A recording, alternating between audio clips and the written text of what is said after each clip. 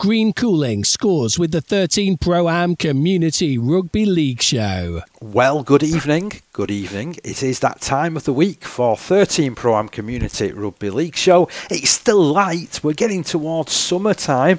My name's Dave Parkinson. The season is hotting up as well.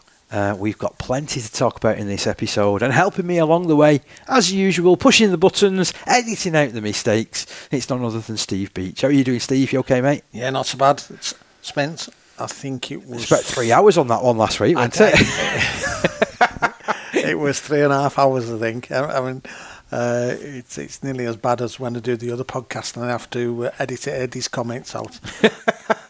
But yeah, been a great week. Obviously, we were out last Friday doing the Friday Night Lights show, and it was a great game. And we had an idea that it might be great venue, great people.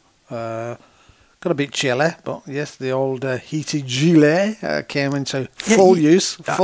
And I noticed you didn't stop long enough at the end to get a slice of pizza. I know, and a coffee. I know, but I knew it was there. That's how I'm saying.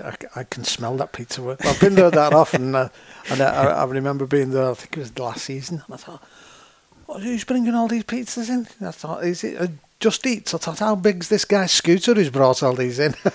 we do need to thank Latchford Albion for hosting us, and also Ashton for making it such an easy game for us to cover, really, wasn't it? You know, it was great to be there in force for a bit of North West Men's League action for a change, isn't it? I know the majority of our coverage so far this season has involved National Conference League sides, but I think it is always interesting to take in Rugby League from right across the community spectrum, in all honesty. Yeah, and we'll be honest and genuine about this. I mean, obviously, from a logistics point of view, from where we both live, that's one of the reasons we cover the Northwest Men's. If we lived over the Yorkshire side, we would dip into that as well. We would dip into it more often, wouldn't we? You know, then certainly we do. As it stands, we're looking at kind of like cross-border contests, aren't we, a lot of the time? So that's why when we've over the couple of seasons that we've been doing Bala National Cup stuff, it's been great to see those games, because that's when we've seen some of the Yorkshire Men's League teams who we certainly talk about from scores, etc. We certainly get to see those, and that is great as well. Got to also say thanks for the nice comments on Twitter from some of the guys from both Latchford and also at Ashton about our commentary. There's a couple of interesting notes there as well, wasn't there, about maybe putting the commentary towards some of the VO footage that is being put round at clubs, and if that is possible, I mean, it's something we discussed in the last year. We're up for it, definitely. Definitely. I know it takes a little bit of editing because you've got to find kick-off and you've got to line everything up, and that it can be a bit tricky. But as you sent in a message to me, it weren't half as tricky as correcting all my mistakes from last week. So yes, I think it's definitely a good thing, and it is something that we'd like to explore a little bit with clubs, and obviously if we can help promote as well, that's part of the reason that we do what we do, isn't it? Because I genuinely love this show. I love being able to talk about community rugby. I love being able to treat it in the way that I believe it should be treated, because it's only amateur in name. It's rugby league at the end of the day. It's just as gladiatorial as any other game that you will see. It's just as confrontational, and you see the skills, don't you? Yeah, and I mean the game on Friday as well. There was some tries there were absolutely superb, and again, it just shows that you don't have to be NCL level or have to be Super League level to produce good rugby league. I mean, it was strange because I was only thinking about one of the tries that Ashton scored. Ashton Burst scored on Friday, and I was waxing lyrical about it, and I thought, do you know what? They went on, they scored that, and it was great. And I thought, I wonder how many people understand how, if just one portion of that move is wrong, that it isn't going to happen. It isn't going to happen. No. And it's great to watch, and it looks silky smooth, and these are guys, and again, no disrespect to them, the guys who have got full-time jobs, so they haven't got the time to practice this as much as obviously the professional sides have. some of the rugby that was played was really, really good. I mean, don't get me wrong. I mean, you've watched rugby league for a number of years, just like myself. Has stepping behind a microphone at times and watching games like we're watching them now, has that given you a greater appreciation for the way that some of these moves sort of develop? Yeah, very much so. Because beforehand, as just a genuine spectator, you went, and 9 times out of 10, obviously you're supporting your own club, and you want your own club to win. You want your own club to put a good performance on, but you don't really appreciate what's gone on to create such moves, etc. But we're doing this now and being involved with coaches, etc., and them, sort of explaining the way things have done. I same as I said, from when I first started this, sort of going back and way back in the WA12 Rugby League show days. People coming on the show and speaking to us, and then going out and watching the games, watch it a totally different way now. Even, not just the amateur game, I mean, as a whole, it does. I mean, and obviously doing the commentary on it now, the thing is, you're looking to see where things are going to build up, so you don't miss those type of things, and listen to you commentate on it, and you seeing these things happen, so you've got that flow of knowing what's happening. It's, totally opened my eyes to it on a massively different level. So we've got a packed show because we've got an audio package from that very game with the highlights and certainly plenty of Steve's reactions, which always make me smile. We've got an interview to come from Ashton Burr's star player Tom Hopkins. He actually scored a hat-trick in that game, so we'll be finding out all about what he thought of it. Then we've got a double dose of feedback from Wigan St Judes. I went over to Pilkington Recs at the weekend. It wasn't a particularly sparkling result as far as Pilkington Recs were concerned, but Wigan St Judes were in a tremendous vein of form. They led 40 points to 6 at half time, so you can imagine after such a performance, I got to have a chat with our Connor Parkinson, no relation of course, but I asked him a number of questions about the game and also his selection for the England Community Lions squad, and we caught up with Dave Myerscough, the coach, for the first time this season, so always great to have a chat and a catch up with what's going on at St Jude's. And we've also got a special little interview with Kolby Harmer. Now he's representing Alton Raiders. He's also representing the Community Lions England under-16s team as well. He speaks really, really well. So we've got plenty to come. Before we get into that, I have got a meaty bit because we want to always discuss the positives and the good things that are happening out in Rugby League, but also we want to mention and highlight things when they're flagged up about other issues. So, before the start of the season, I think I said this on perhaps our first show of the year, there was an email that came out from the RFL about misconduct cases, particularly regarding unacceptable language and behaviour. So, the relevant tiers 4 to 6 operational rules in respect to that area state the following, and it says cases reserved for the RFL.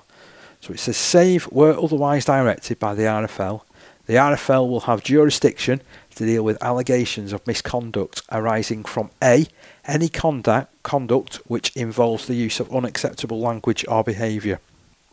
And there's a footnote to this. It says, as many of you will be aware currently, when there is any discriminatory language or behaviour which takes place on the field of play and a match official has witnessed the incident, the RFL had previously delegated these cases to the relevant league disciplinary panels to be considered.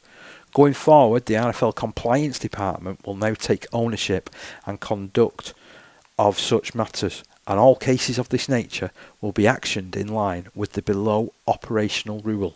So this is the rule. So it says, save as otherwise provided in this section, reserved cases and all other cases that fall under the jurisdiction of the RFL will be dealt with in each case in accordance with the procedure and principles laid down at section D1, D3 or D4 if applicable of the tier 1 to 3 operational rules, copies of which are available from the RFL upon request.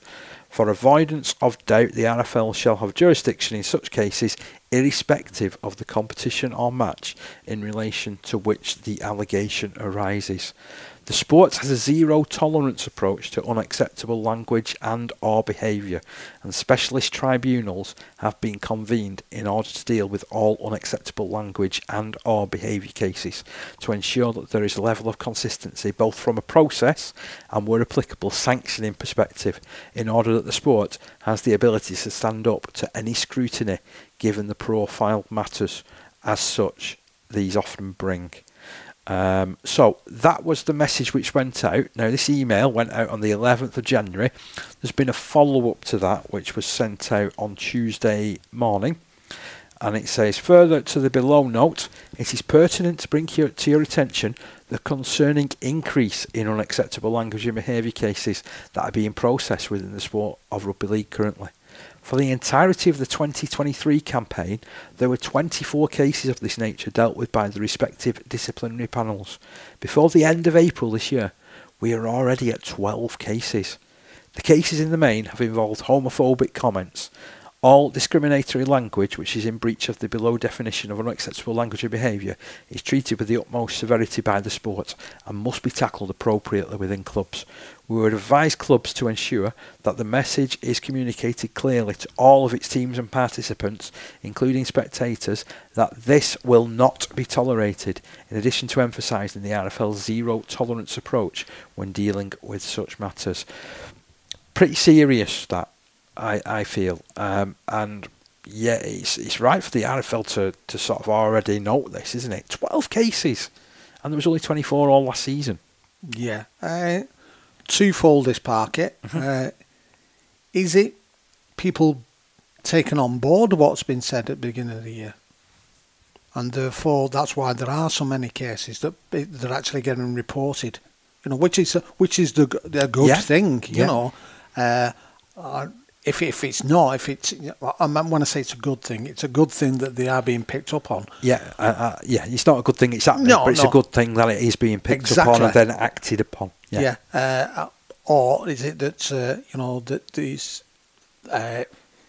it's the same amount of people who are picking up on these things, and therefore, like you're saying, that is a lot in that respect, rather than it be the rules working very, very well. It should be. If it's a rules working very well, then yes, that is great. And I also wonder as well, because as we've mentioned numerous times in our commentaries across the season thus far, there's a lot more of the head cameras which are available now to match officials. The match official was wearing one on Friday night, wasn't he? The game that we were at. So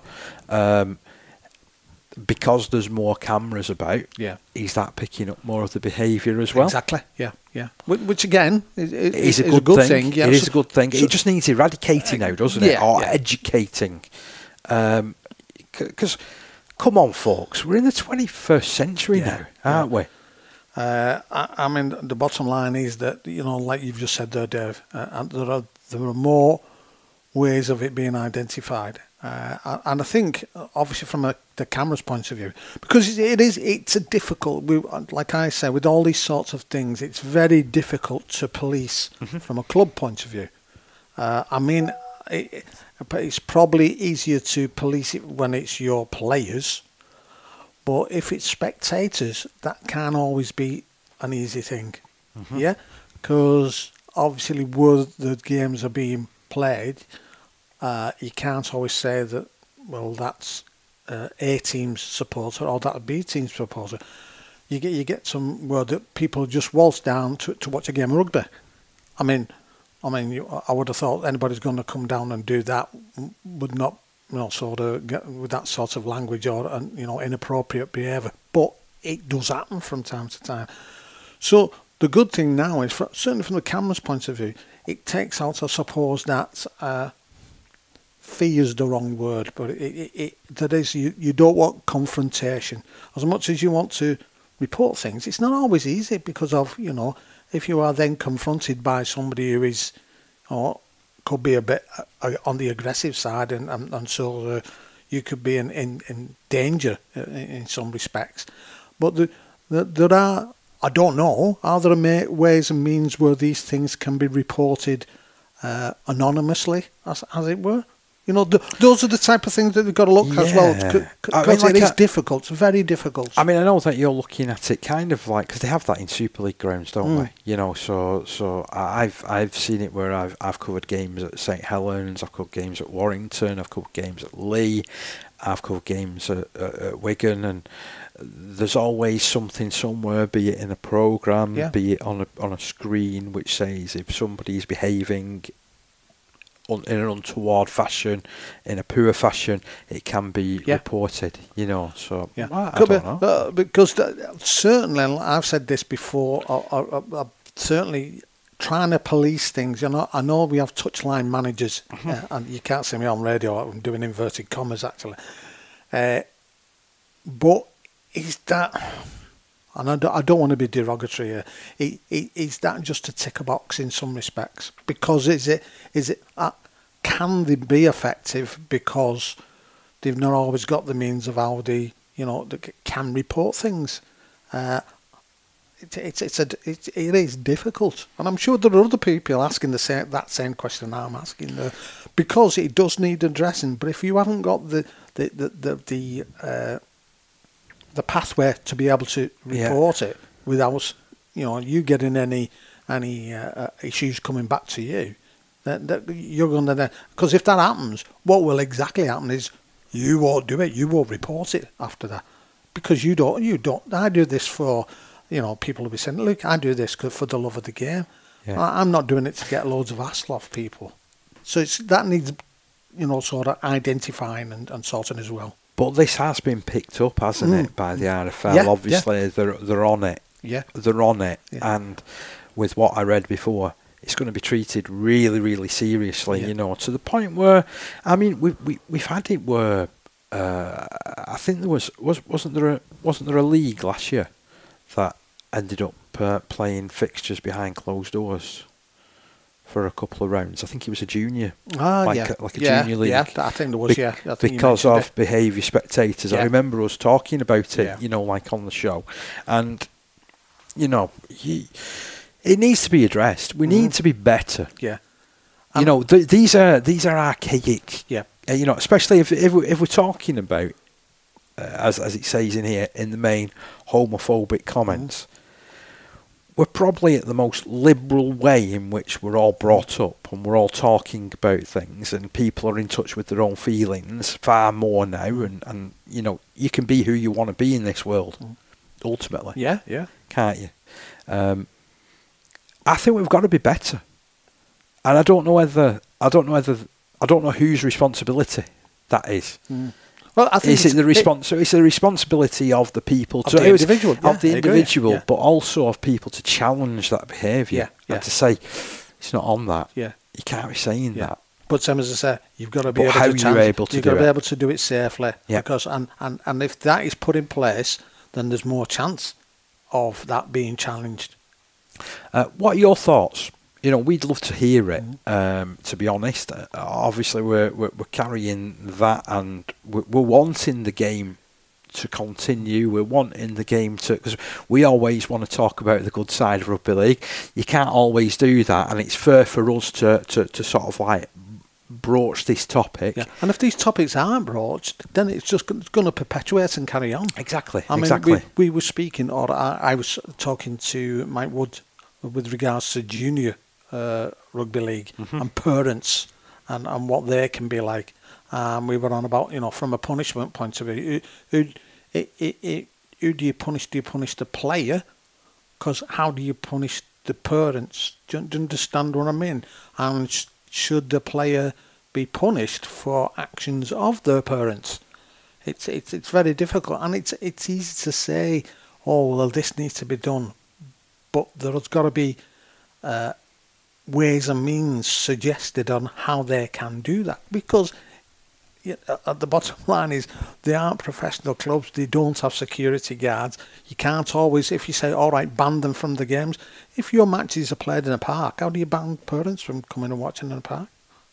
It's difficult, but it needs to be addressed. And if it's not, again, same as I say, people stop talking about it, people stop reporting about it, therefore it carries on. So there's got to be a safe way of doing all these sorts of things, so it helps people to call things out. And then when people start getting called out, and they're getting called out more regular, then then hopefully then these people get identified, and things can happen a bit better. Again, if you're sort of like thinking after listening to this, I've got an opinion on it, let us know. Come and have a chat with us. Send us a message. You can get in touch with the show at 13ProAmRL via X.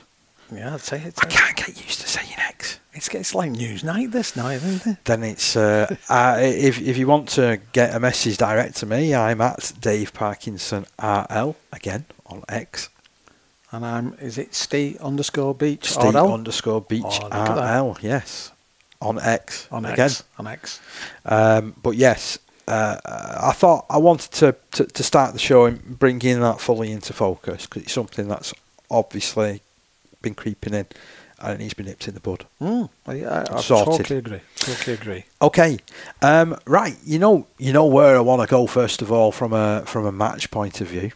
Could it be somewhere up Cumbria way? How did you guess? Yes, we're going to have our Cumbria roundup. So, the action from the Holman Eaglesund Premier Division last week. I'll run through these. There was a thriller-minute ride between Dissington and Aspatria.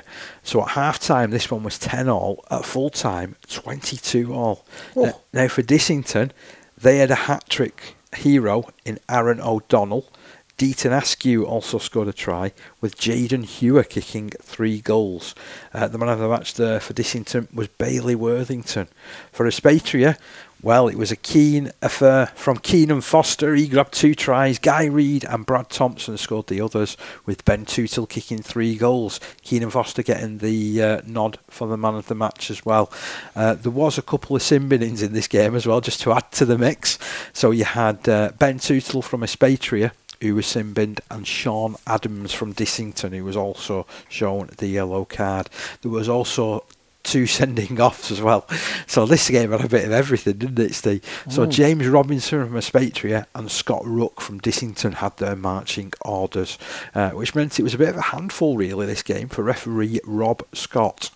Elsewhere, Egremont 40, Flimby 16. So Egremont were leading 26-6 at half-time in this one.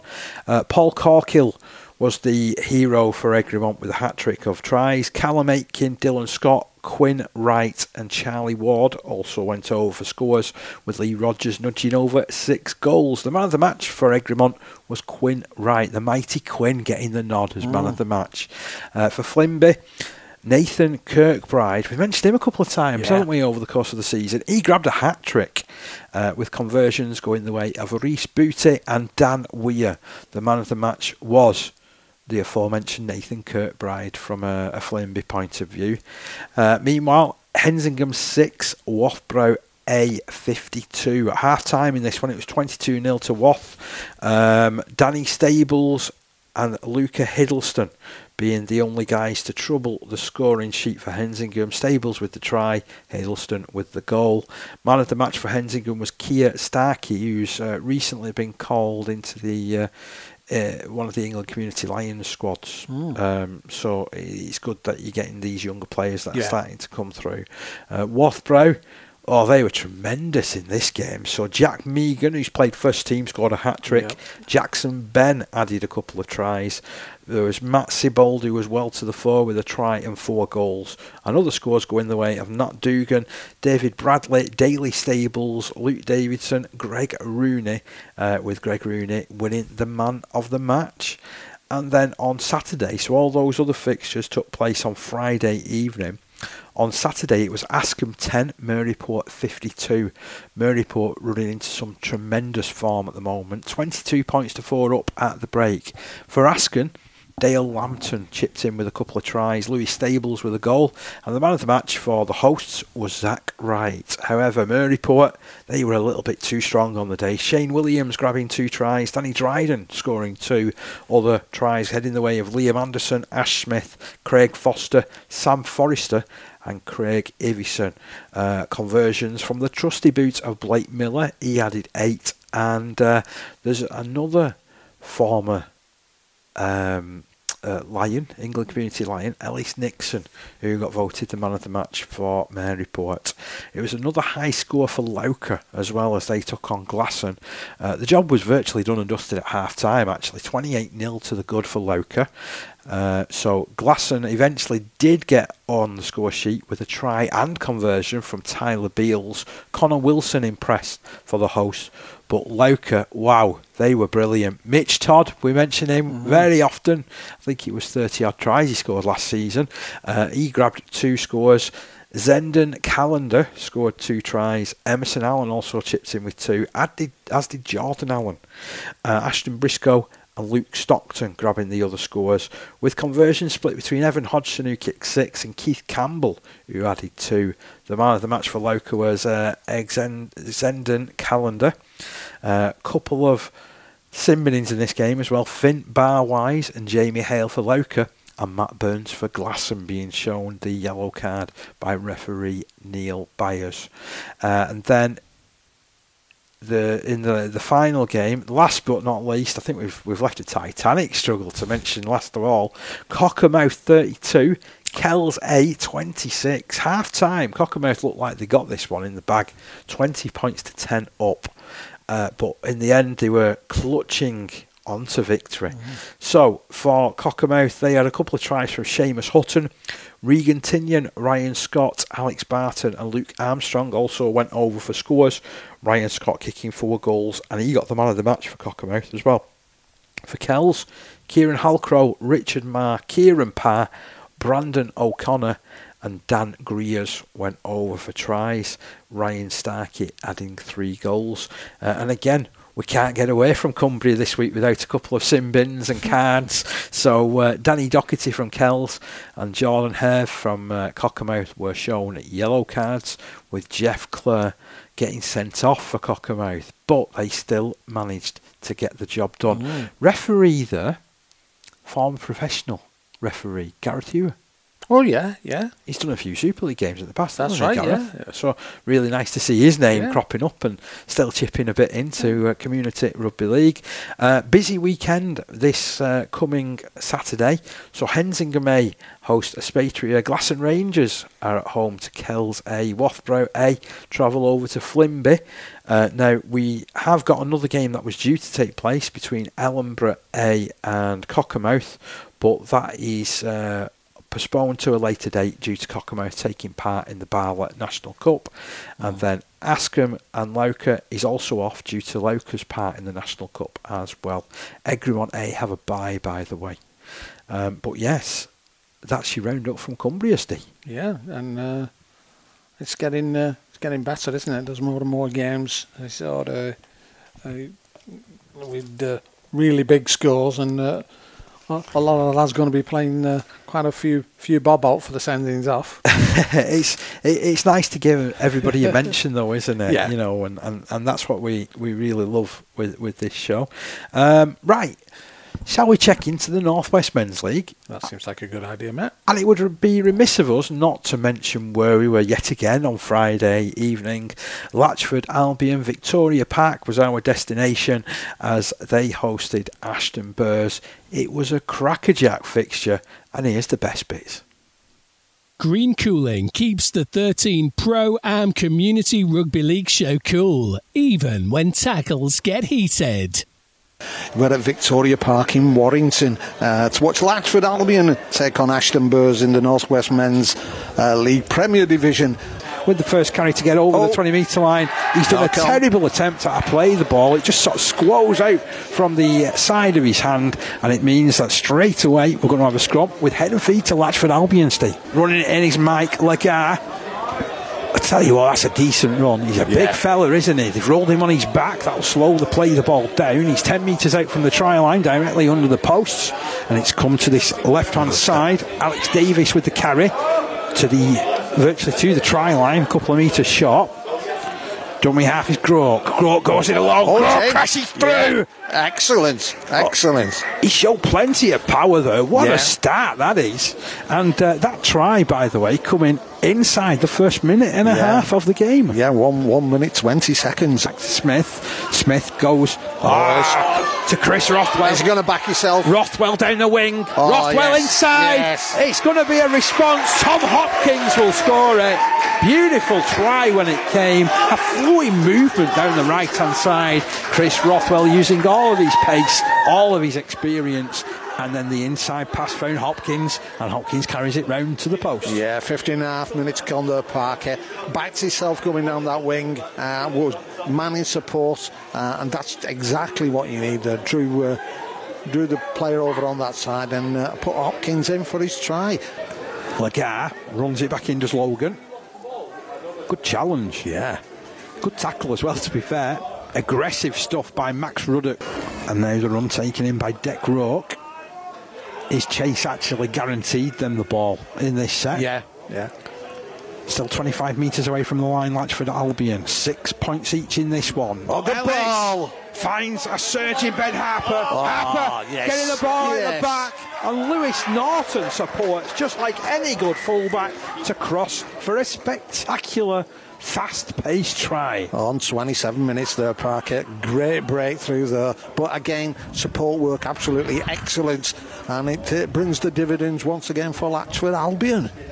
15 metres in from touch, he'll play it to Smith. Smith into the arms of Hopkins. Hopkins keeps it moving out to Kyle Cooper. Cooper stopped 5 metres out from the line. Is it building here for Ashton Burrs? You can guarantee there's going to be one of these substitutes who we've not got a name for who'll end up scoring as it goes wide to Rothwell. Rothwell feeds it out. Nice step from Goulding. Another step from Goulding. And he's gone in. Well, he's done a bit of a twinkle toes. You could get him actually on Strictly Come Dancing with those feet. I think he wanted to go around every player in the team then. But he's gone over. Made the angle a little bit easier for his goal kicker. They just need a clean set here, do Ashton Burrs.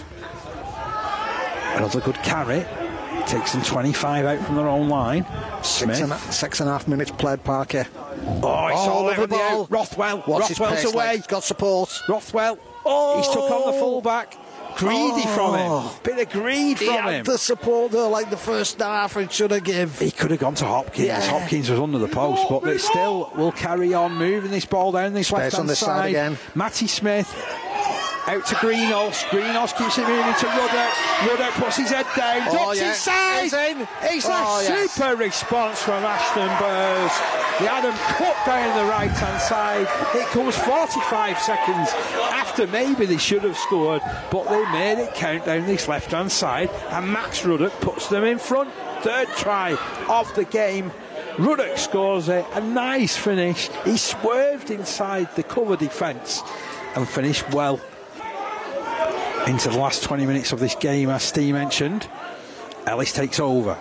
Ellis tries to drill the ball through. It's been picked up though by Ashton Burrs on the halfway line. Is that the pendulum swing that they need again? They're in decent position. Are Ashton Burrs pushing their way forward with the carry from Goulding. Now it's the fullback Matty Smith who keeps it moving down the right hand side. Confident carry. Support there. Goulding following up now. They're going down the ground. Good tackle. Robbie Smith 10 metres out from the line. Over on the right hand side of the field. Hopkins continues to go down that way. Beech 1, Beech 2, gets to the line. It's a try. Tom Hopkins with his second try of the game. Could that be the one that seals this win? Still plenty of time left on the clock. Yeah, 22 minutes gone, Parker. But yeah, it just stretches them away just that little bit more. 18 points to 12 with the kick to come. certainly Smith in this second half has really picked up his game and sort of got hold of the game by the scruff of the neck there. Oh, they've gone right. Oh, yes. Batman Rothwell again. Rothwell puts it in field. Yes. It's another try. Back-to-back scores. And going over for his hat-trick is Tom Hopkins. Well, earlier in the second half, he wasn't given the ball when he was flying for the line. He wasn't going to be ignored twice. No, they were shouting nice and loud there. And, again, all about support, Parker. They made the break down that right-hand side. Again, like we said before in the first half. And the support's been there. This time it's been used, and they've gone over to increase the lead even further with just over 25 minutes gone. It's a tired looking play the ball, that one. Bond slides his kick in. It's not on. It's going to be dropped on. There's a try scored. Yes, it is, yeah. A little bit scruffy there. But it's lost ball over the line from Ashton, and it's been grounded. And the lads are back in this game. Lightning quick reactions.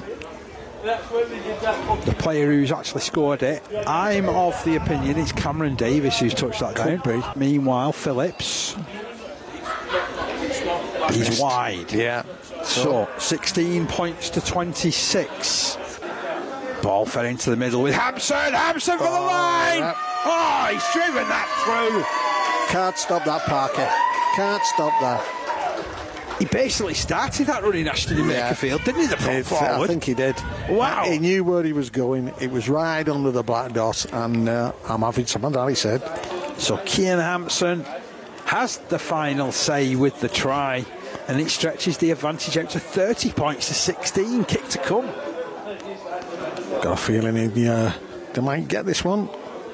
As the goal is added on by Billy Newton, 3 out of 3 for him.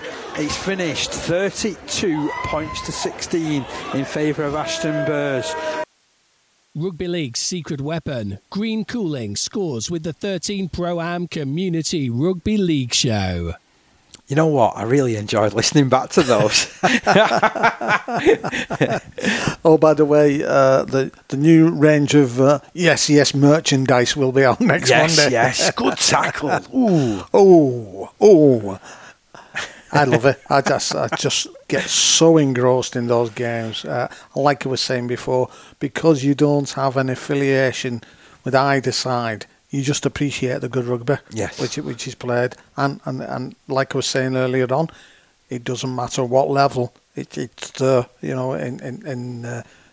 all teams, and it's great. It really is great to watch. I mean, it was a lovely evening. It was a lovely evening, yeah. And afterwards in the bar, I caught up with Ashton Burr's hat-trick hero, none other than Tom Hopkins. Every tackle, every try, every scrum. Green Cooling is proud to be part of the Community Rugby League family. Okay, so I'm pleased to be joined by hat-trick hero Tom Hopkins. Tom, what was that game like to play in tonight? Just a tough game. Latchford got a lot of good young lads, quick lads as well, especially for a few of us older Ashton lads. But yeah, enjoyed it, and tough game, but good win. It just seemed like a little bit of experience at the end, sort of told through. There was obviously your combination with Chris Rothwell down that right side. Although I do think you could have had 4. He could have given you the ball for 1.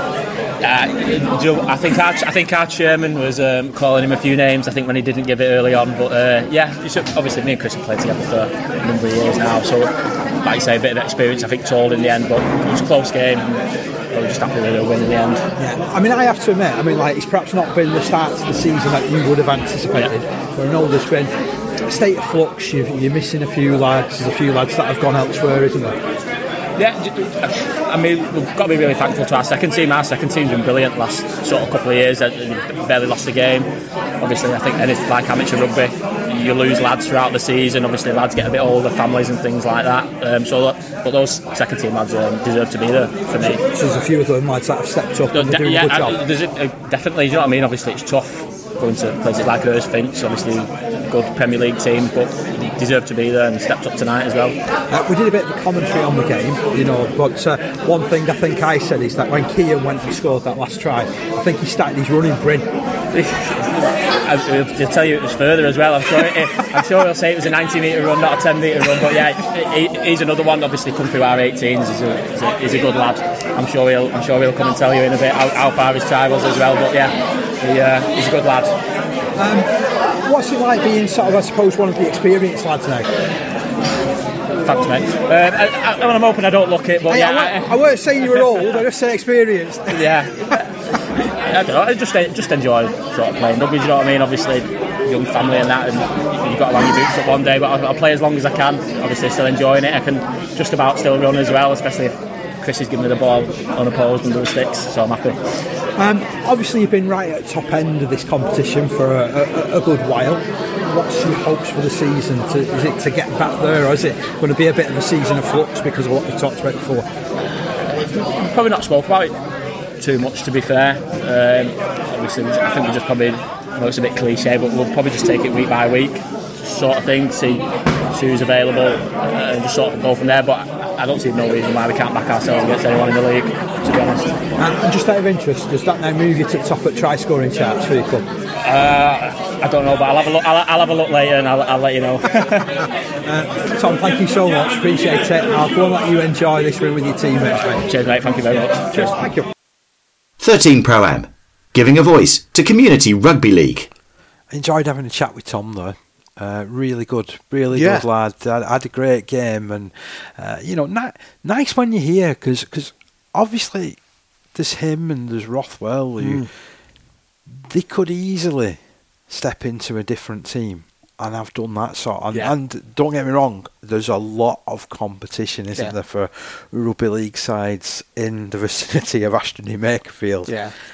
But they've stayed there. They've stayed loyal, and they obviously they enjoy it. The club's in a tremendous, been tremendous for them. Yeah, I mean, like we said before we started, or just as we started commentary, we were on about both clubs. Certainly in the past few years, both clubs have been pushing for honours, and Ashton Burrs more so of late, and a very good club. From that game point of view, again, early doors we spotted down, and I said they found that right hand side. I said I wonder if they'll keep on targeting this side, and obviously say Hopkins there was on hand all the time. Well, the centre and the winger there both exploited and were a real partnership. We talk about half-back partnerships. That centre-winger partnership was really, really good there. Yeah, it was Lewis Goulding, wasn't it? That's who right, was alongside Chris Rothwell, and it meant that combining down that side with Hopkins, and then obviously you got the full-back Smith, who was also sort of chiming in as well. It made for a difficult edge for Latchford to defend against. As Tom mentioned there, though, they're a side where they're bringing through a number of young players, and the only way that you gain the experience is to play against players like that, isn't it? That's right. I mean, ultimately they've been undone by two old boys, haven't they? Yeah, but same as you say, you've got a blood players at the end of the day, and certainly, probably more preferably in the likes of the Yorkshire Men's League and the North West Men's League, which is probably not as. And I know I'll probably get comments about this. Oh, don't say it, Steve. Don't say it. It's not as. It's probably not as intense on a more weekly basis. Okay. You know what I mean? Obviously, you get to the top part of the Prem. We said it in the past. The NCL standard. But the bottom line is, every division has got that. I don't think it's sort of like. You could always say that you can more or less say on every division you could point to who the top 4 are going to be, 4 or 5 are going to be, at the beginning of each season. But nevertheless, I mean that for me is a good breeding ground for bringing your 18s through. You start to play against adults, grown men. So then, if they can, certainly if they can cope with that. And then perform there, then there's always that chance of moving on to NCL sort of performances and games. And certainly, Ashton Burrs had a couple of youngsters as well. So Tom mentioned Kean Hampson with the big prop forward with the last try of the game, and I was particularly impressed with Charlie Groke, the 9 for Latchford. Very sparky and. Yeah. He never stopped, did he? Yeah. And obviously the 9 from Ashton as well. In the second half, Smythe, was it, or Smith? Yeah, a fellow Smith. Yeah, certainly in the second half, as I said, he grabbed up the game under the scruff of the neck, and he was in everything. I think he come off, I'm not sure whether he come off injured close to the end, but he was contributing massively in that second half. So that was Latchford, Albion 16, Ashton Burrs 32, Steve. Yeah, but before we got to go, Parky, we've got to talk about our new inductee into the 20s club. Oh. Because we had problems, didn't we? There was a number 20 who we didn't have a name for. We did. We need to put that right. And we need to give him a mention because he carried Ashton Burrs forward for his couple of stints, didn't he? An absolute tank of a player. It was Josh Porter. Yeah, and you said, just watch him score, and we won't know who his name is. I mean, I'm saying fortunately he didn't score, but he certainly did a lot of hard work, and he joins our 20s club, because we always keep an eye on guys who've got 20 on the back of the shirts, because they're always big lads. It's a bit like National Lottery, isn't it? Getting the National Lottery. We get a team sheet, and we're like, have we got a number 20? Have we got a number 19? Have we got a 21? And then suddenly somebody's got an extra ball. But it's great to give him a name check, and I think that's only right at the end of the day. Definitely. Other results from the Premier Division. This one sounded like an absolute classic of a game. Orrell St James 30, Hurstfinch 36, Shevington Sharks 28, Heysham Atoms 12. In Division 1, Charlie Panthers 24, Thatto Heath Crusaders 0. It was a forfeit, that one.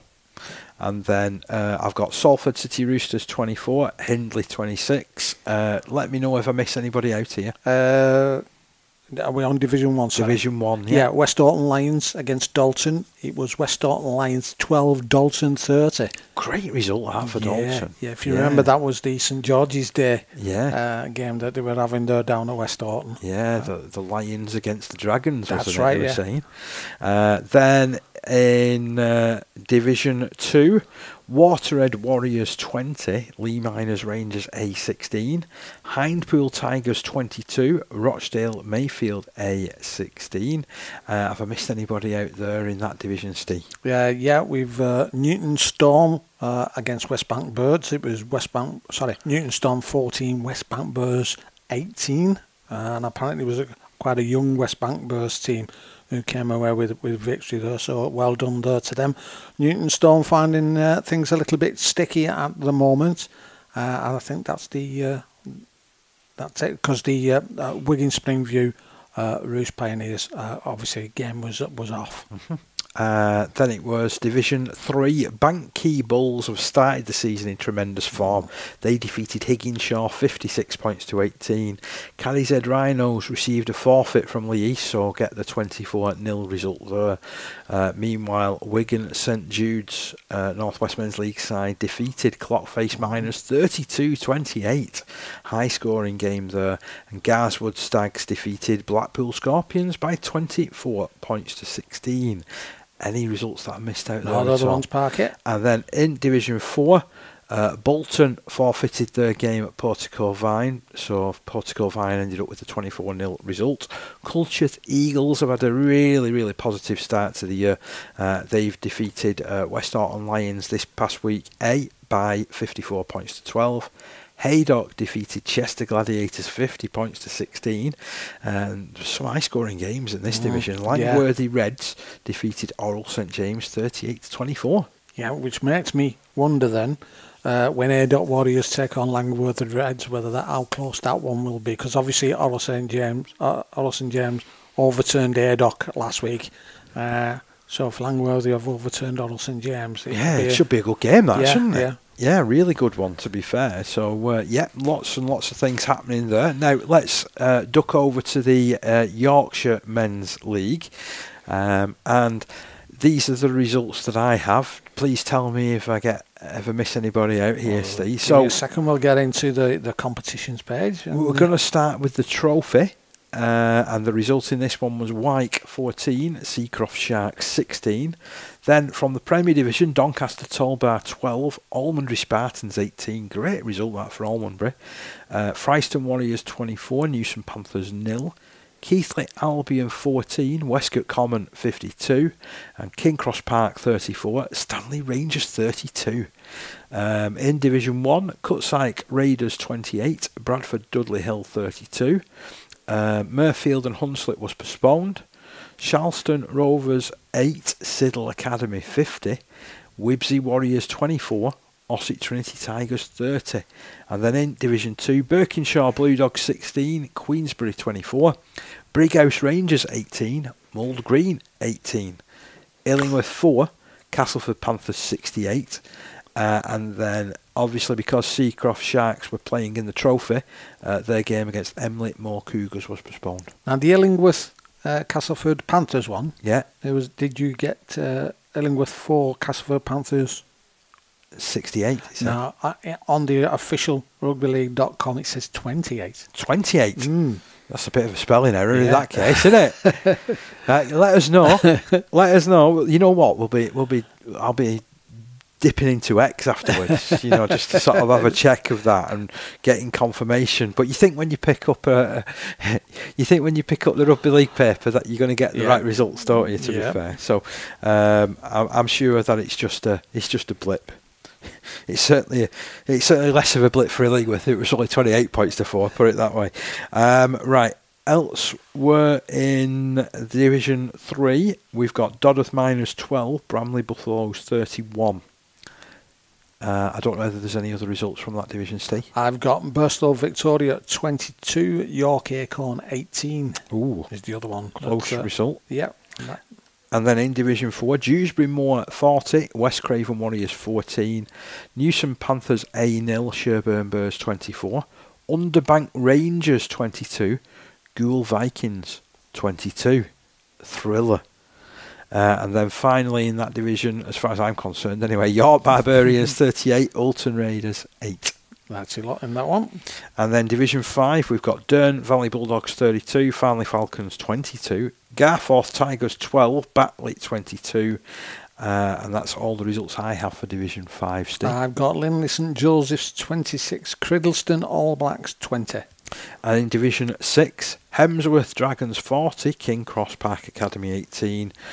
Moore Town Mambas against Guiseley Rangers was called off. Rycroft Hammers 24, Keighley Albion Academy 0. Charleston Rovers Academy 72, Birkinshaw Blue Dogs Academy 10. Have I missed anybody out there, Steve? Now, going back to what we were just saying about Moortown Mambas against Guiseley Rangers. Okay. Yeah. There is a result, is there? I've got a result of Moortown Mambas 58, Guiseley Rangers 10. Wow. Okay. Did this game happen? Moortown Mambas, get in touch. Get in touch. We keep on telling you get in touch. We do want to hear from you, to be fair. I love this Moortown Mambas. I want to see the kit and everything. Yeah. And the badge, the club badge especially. I've always liked Moortown. No, it's not Motown. Oh, it's Moortown. I've got Moortown. And then I thought at least he didn't do an Indiana Jones. I hate snakes. I hate them. So yes, in the National Conference League Alliance division, I've got Milford 32, Staninglet 10. I'm not sure about any other results. I've got Bentley 38, Eastmoor Dragons 4. Oh, good result that for Bentley. And then Hull division. Yeah. Anything happening in that one, Steve? No, we haven't. Okay, fair enough. So let's run through the fixtures for the North West Men's League and the Yorkshire Men's League for this coming weekend. In the Cup in the North West Men's, we've got Heysham Atoms taking on Ashton Bears. Division 1 fixtures see Hindley host Burton Wood Bridge. Chorley Panthers go over to Ulverston. And we've got Dalton hosting Goulburn Parkside. Thatto Heath Crusaders are set to host Wigan St Cuthberts. Meanwhile, The Lions are at home again. We're talking West Horton Lions up against Salford City Roosters. Division 2, Lee Miners Rangers A host Newton Storm. Doesn't get any easier for the Storm with a trip over to Lee Miners. Rochdale Mayfield A host Roos Pioneers. And then it's Wigan Springview travelling over to Waterhead Warriors A. Division 3 action. Well, that is slated to be Blackpool Scorpions up against Higginshaw. Clockface Miners A against Garswood Stags. Lee East A are set to take on Bank-Key Bulls. I wonder whether that'll take place. Yeah. Wigan St Judes, they're set to host Runcorn Highfield. And then in Division 4, I don't know whether this first one will take place either, because we're hearing that Bolton could be a little bit short of players at the moment. So Bolton are set to face off against Haydock. Langworthy Reds at home to Chester Gladiators. Portico Vine hosting West Horton Lions. So plenty of action there, and then this might take a little bit of time to get through as well. So in the Yorkshire men's division, there was a game last night, Myton Warriors against Skirler, which we don't have a result for. Then we've got in the Premier Division this coming weekend, Fryston Warriors are up against Doncaster Tollbar. Stanley Rangers host Keighley Albion. King Cross Park go over to Westgate Common. In Division 1, just the one game, Hunslet will go over to Wibsey Warriors. Division 2, Cass Panthers at home to Queensbury. Emley Moor Cougars against Illingworth, and Seacroft Sharks, well, they host Brighouse Rangers. In Division 3, Dodworth Miners face off against York Acorn. Elland and Greetland combined side takes on the Bramley Buffaloes. Wyke host New Earswick All Blacks. And then Division 4, we've got the Sherburn Bears at Dewsbury Moor. We've got Goole Vikings at Newson Panthers A. We've got Underbank travelling up the road to face Ulton Raiders, and West Craven Warriors hosting the York Barbarians. And then Division 5, Criggleston All Blacks, they host Garforth Tigers. Durham Valley Bulldogs, they're up against the Linley St Joseph side. Scarborough Pirates are home to the Farnley Falcons. Division 6, Guiseley Rangers against Charleston Rovers Academy. Rycroft Hammers are up at Hemsworth Dragons. The Moortown Mambas have another home game, this time against Keighley Albion Academy. And King Cross Park Academy, they're up against Birkenshaw Blue Dogs Academy. In the Alliance Division, Milford are set to take on Bentley. Normanton Knights, they're up against Heworth. West Bowling Academy travel up to Shawcross Sharks, and Eastmoor Dragons host Stanley. And action from the Hull Division, well, that is set to be Myton Warriors up against East Hull, Skirler against Cottingham Tigers, and Scunthorpe Steel Sharks away at West Hull. Yeah, that's a good roundup of the Yorkshire Men's League. It's getting in full swing. We know when we're down to the Hull Division, and there's a lot of teams, isn't there? And then we've got the Barrows competitions as well. So they play off for the Vantage Competitions League. And the results from last Wednesday saw Barrow Island 24, Walney Central 0, Dalton 22, Millom 46, and then on Friday we've got a combined Highpool and Roos Tigers, Highpool and Roos Pioneers side. Highpool and Roos Pioneers side, I'll get it right eventually. They lost out to Ulverston by 32 points to 30. The fixtures, well, that sees Dalton up against Barrow Island tonight, and then on Friday evening, Millom against Ulverston, Walney Central against Highpool and Roos Pioneers. So lots to look forward to there as well. Just quickly to flash through these results from the Southern Conference League, and there's a standout result here for the Brentwood Eels. They defeated London Scholars 68 points to 8. Really? Yes, so that suggests that London Scholars in a complete rebuilding phase after going into the Southern Conference League, having been in League One for a good number of years now. So I hope that they improve. I hope that they can get it together again. They've always been quite a good club, Scholars, when you look lower down their age groups and stuff. So I think it's only a matter of time. Elsewhere, West Warriors 28, London Chargers 12, North Hearts Crusaders 16, Bristol All Golds 44. And then this one was a thriller minute ride. Hammersmith Hills Hoist 42, Bedford Tigers 36. Money's worth there, Parky. Definitely your money's worth. Your fixtures this weekend in that division: Hammersmith Hills Hoist are at home to Brentwood Eels. That's one to look out for next week. London Scholars host West Warriors. London Chargers are taking on the Eastern Rhinos. And then on Sunday, there's a rare game. We've got Bristol All Golds up against the Bedford Tigers, Steve. Just nipping back to the North West Men's League, Park. Oh, yes. There was one result, because there was a cup game on Saturday as well. It was Goulburn Parkside against Wigan St Cuthberts, and it was Goulburn Parkside 6, Wigan St Cuthberts 12. Oh, good win, tight that. Game, a very tight game, that. Yeah. And I'm thinking as well, usually you look at really low-scoring games and you think, that were weather affected. Sorry, Ed. But this weekend was pretty good, actually. This weekend was gorgeous, yeah. Absolutely gorgeous. Beautiful weather for Rugby League. And in fact, I stood with Eddie. Oh, did you? I did, yeah. We chatted everything Rugby League. And I bet he had a coffee in his hand, didn't he? He did, yeah. He did. He always has a coffee in his hand. So, where do you want to go next, T? Barlow National Cup. Fixtures for this Saturday, because obviously like we were talking about this, because this is good because it gets that clash of North West men's teams and Yorkshire men's teams and Cumbria, etc., all involved in the mix. And round one kicks off, which looks like it could be a pretty good match. Hurst Finch versus Siddle. Okay. Rochdale Mayfield take on Lauker. Dudley Hill welcome Featherstone Lions. Tatooeth Crusaders they're going to welcome Cockermouth Titans. Charleston Rovers are up against Upton, which we know where Upton is now, don't we? We do. Murfield, they're up against West Hull. Oddle St James, they travel over to Birkenshaw Blue Dogs. And Foley Lane, they're going to take on Halton Farnsworth Hornets. Some interesting fixtures there, I feel, and certainly from a local point of view, Thatto against Cockermouth sort of stands out from that, doesn't it? Yeah. Same as I say, I like this competition because it gets us a chance to see those teams that we talk about a lot from a weekly point of view, but we can't always get a chance to see them play. So it's a great competition in that sort of sense. I know Phil Hodgson's put a piece in the League Express this week saying about the amount of fixtures that have been postponed already this season.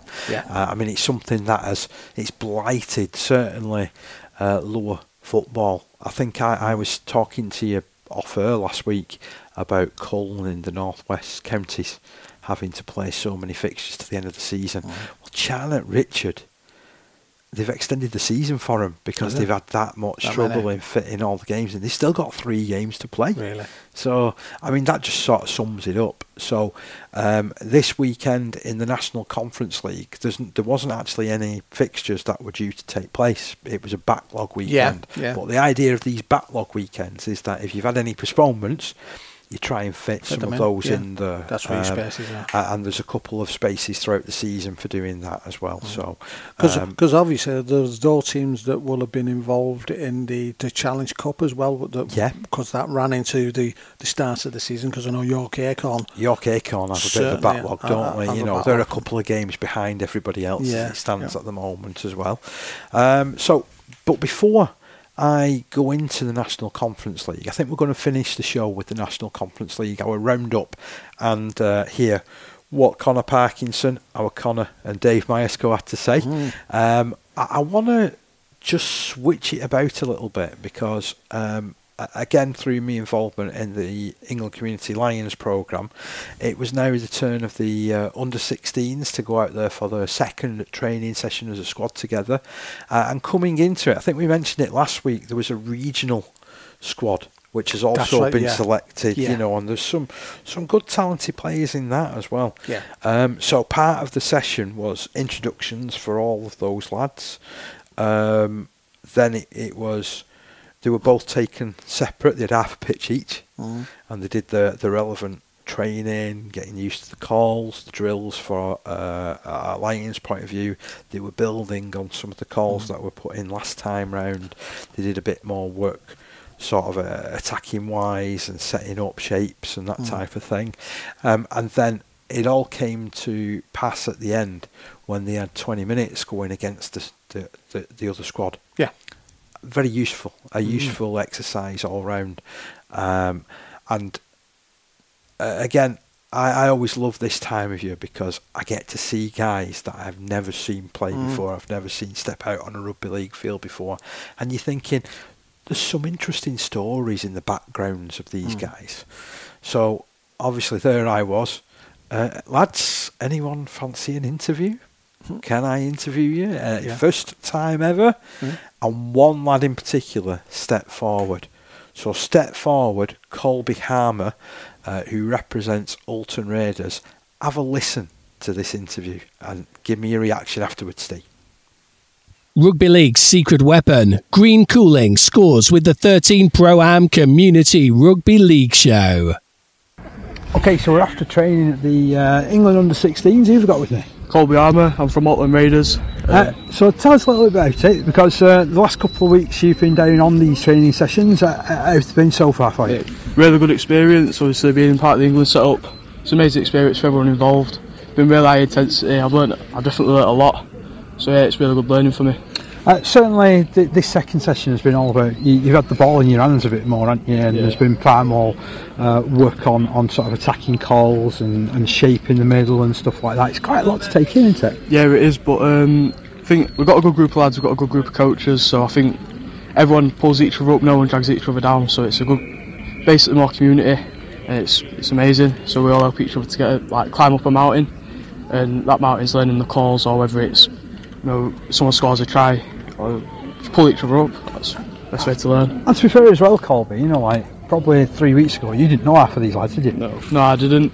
It definitely is challenging coming into a new squad, new people, new coaches, but I think we're settling in. All lads are settling in really nice. I think we've got a good future to come. And I think as well, you can see some of those early bonds and people starting to get on. Oh yeah, definitely.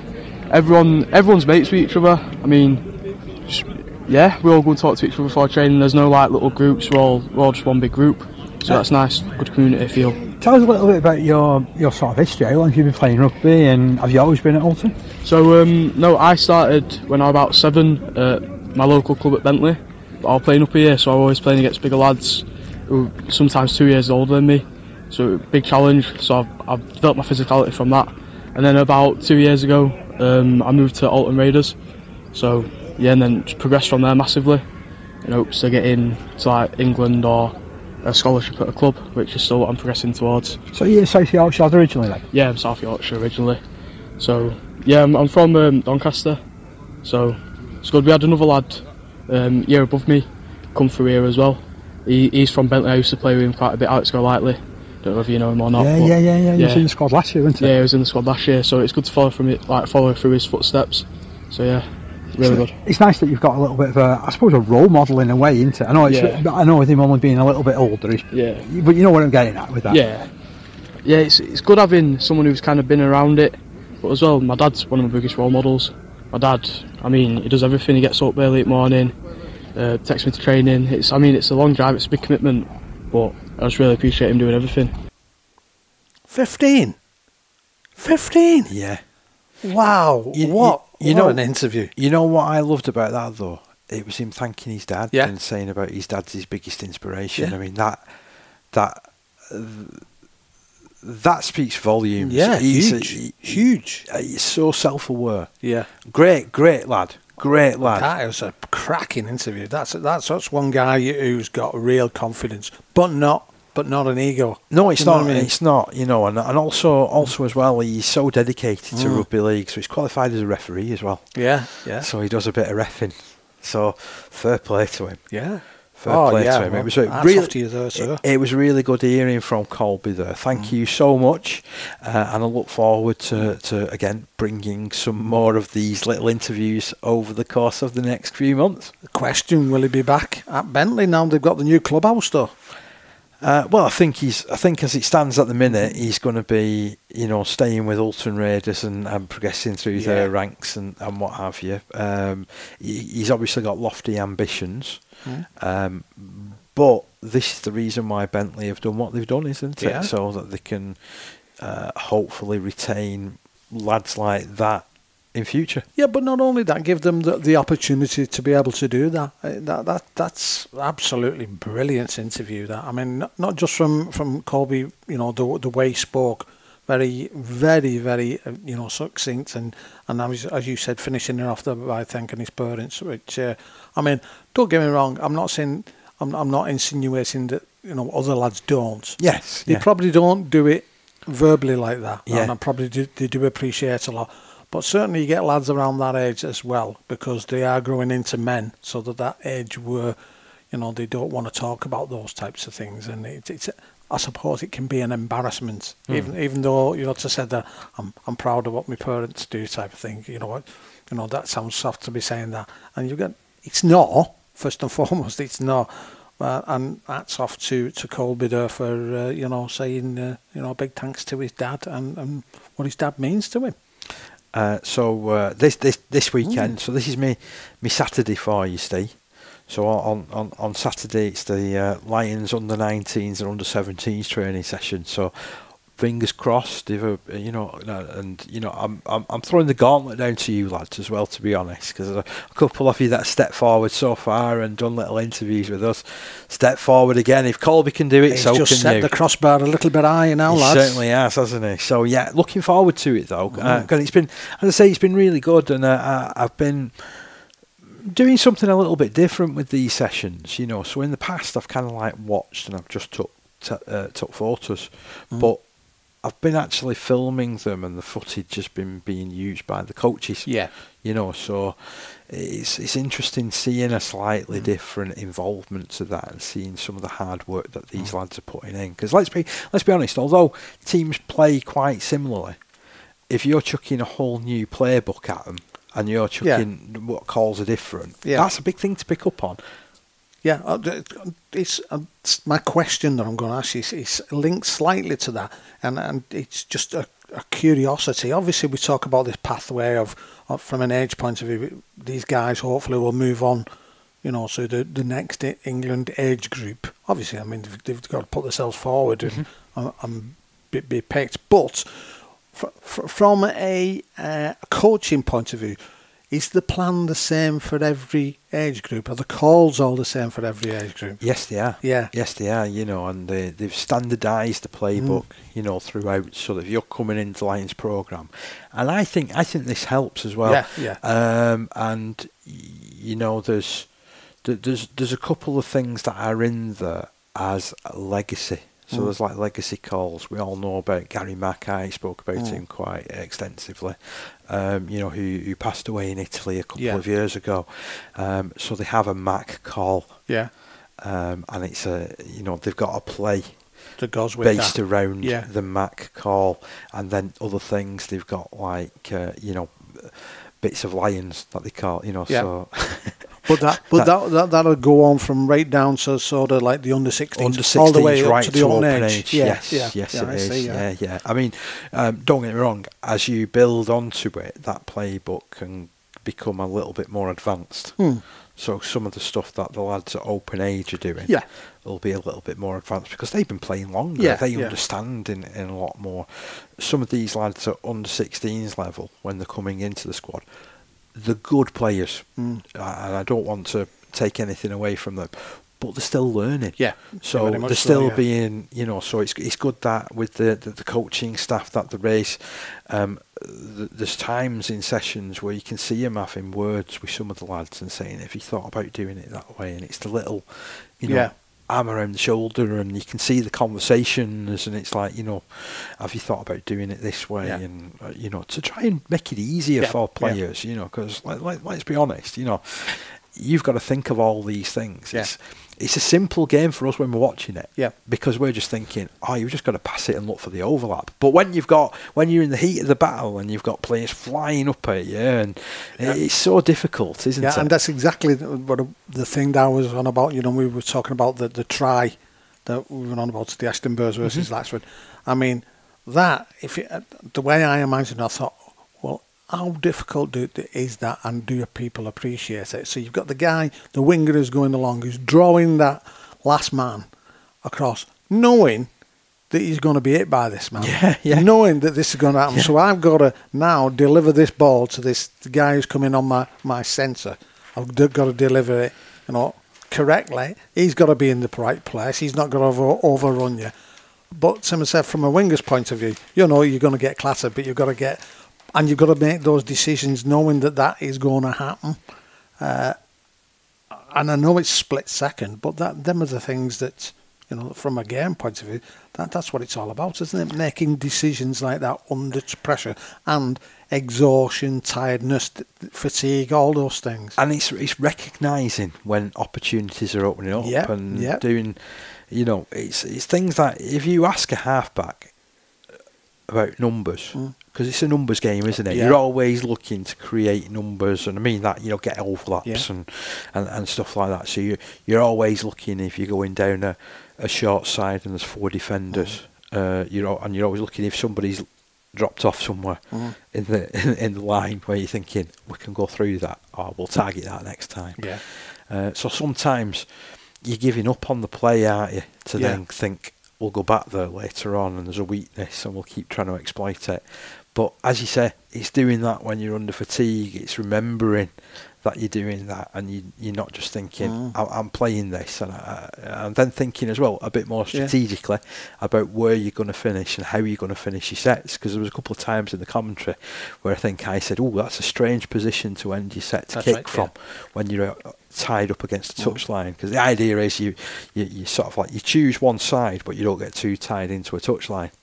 You give yourself a bit of room, then you've got the choice of putting an open side kick or going down the blind side in that respect. But it's again just something that's just giving a slightly different view. And I'm all for it. And I think that's the correct approach. I mean from the coaches as well as the players. If you've got, your next set of players who come through next year, say for under 18s have played, under 16s or whatever, who are coming through, at least they know, the majority of players that they've used before. So, from a coaching point of view, that's a little bit easier then. But like you say, then that gives you time to build on that and maybe create something just slightly different. It's not just the basics basically being put in place at early doors. Talking about doing things slightly differently, we're on to the National Conference League section of the show. And usually I'd kind of have a bit of a run through from Premier Division right the way through the divisions. But I'm going to start off with Division 2. Because strangely enough, I decided after that training session, I was going to take myself off to a game. So I was looking down my fixture list, thinking last minute, where should I go? And I thought, right, Pilkington Recs.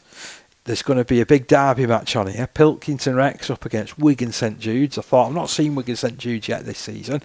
They've been going pretty well. Would I be as impressed come 80 minutes? You bet I was. So Wigan St Judes, they've made a great start to the season, and this continued on Saturday when they travelled over to Ruskin Park to face Pilkington Recs. In contrast, the Recs have endured a difficult run with only one win from their first 7 games, and for a time this was competitive. Joey Brady opened scoring for the visitors, thrice kicking forward after the hosts had fumbled 30 metres from Jude's line, and Danny Cassidy kicked the first of 8 goals.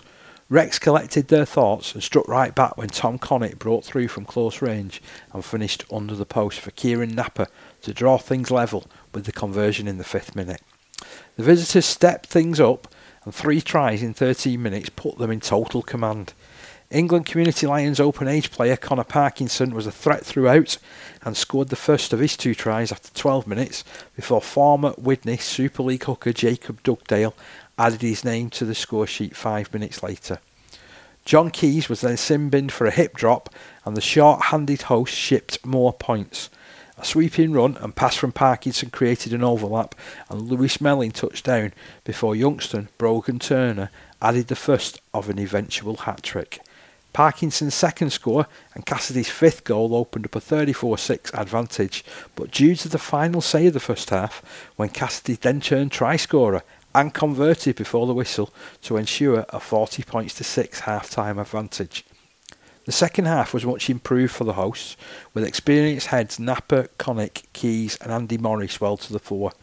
Recs were close to adding to their tally on several occasions, only to be turned away by a well-marshalled Judes defence. Cassidy and Parkinson then broke away after 47 minutes for Turner to claim his second try before Brady cut back inside at an angle that took him past 3 defenders to score his second after 57 minutes, and Cassidy's goal took the visitors to 50 points. Pilk's defiance frustrated Wigan St Judes, who had to be patient before scoring their 10th and final try of the contest when Brogan Turner completed his treble and Cassidy finished his 20 points haul with his 8th goal. This 6th win of the campaign moves Judes to the summit of Division 2 ahead of unbeaten Shawcross Sharks and point difference, while little separates between 3rd and 9th spot on the league ladder. This was a cracking performance, I thought, from Wigan St Judes. Much improved after the break from Pilkington Recs, who, added some respectability to proceedings in the second half. They got blown away in the first. And as I say, this was despite it opening up and looking like it was going to be really competitive in the first 5 or 10 minutes. Yeah. Because you're looking at that stage and it's like 6-all and you're thinking, whoa, we're on here. And to be fair, Connick had made about 3 breaks, which, he was really up for it. Yeah. And perhaps lacked a little bit of support from his players around him.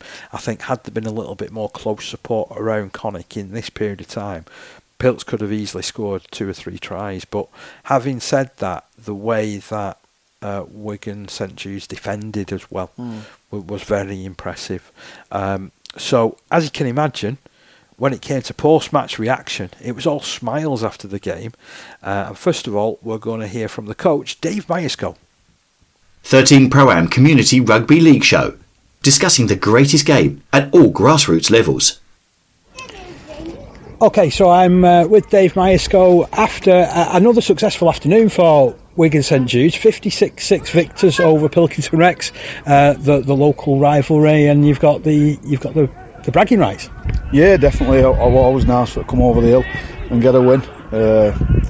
Really pleased with the performance, clinical from the lads. We've worked a lot all week on our defence, and we knew that was something we needed addressing. We leaked 30 points against Martin at the weekend, and we've fixed that up in training this week, and to only concede 1 try, I think it was a really polished performance, some great attacking rugby, and our defence was good. So yeah, happy courts and that. So are you happy with the defence then in that case? Yeah, definitely. I mean, for keep a team on a 4G pitch on a fast track down to just 6 points, I thought a goal line defence, which is something we've been working on pre-season, and this week was really good. Outstanding. Our talk in the middle was really good. We were dominant majority of the game, and I thought slowing the ruck down, we did everything right today. So yeah, polished performance, and move on to 2 weeks' time against Judes Celtic. I thought there was a good couple of periods of play as well, and the chase, to be honest, on the back end of the kicks, because you were rewarded for it in the first half with a couple of tries off the back of that chase. Yeah, definitely. I mean, obviously, fundamentally rugby league, obviously we always work a lot on where we're finishing our sets and a good kick chase, and I think we proved that today. Obviously we're a young, fit side, so we chased down everything really well, and they were starting their sets in the 20-10 most at the time, which is again what we work on in training. It's nice to see it come out in fruition on the pitch.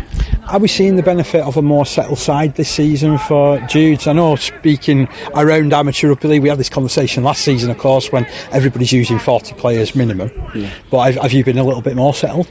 Oh yeah, definitely. I mean, our squad depth now, it's as good as it's been probably for the last 10 years down at Judes. So that lads obviously are chomping at bit. They want to be in that first team, but we've got the luxury now where we've got lads who can come in, whether it's the lads who are playing the North West Men's League team or just lads coming back from injuries. I mean, we've still got quite a few, like club captain Josh Hill, he's not back yet. We've got a couple of injuries. Elliot Garrido, Reece Matthews has missed out today through injury. So yeah, we've got good depth now, and we've got other lads stepping up, and they're just as good. The like for like replacements were as in the past. Okay, the quality's probably not been there at NCL level, but we've got it now. We've worked hard on our youth. Okay, the 18s who's coming through, really good players. Callum Palmer, I thought, had an outstanding game today.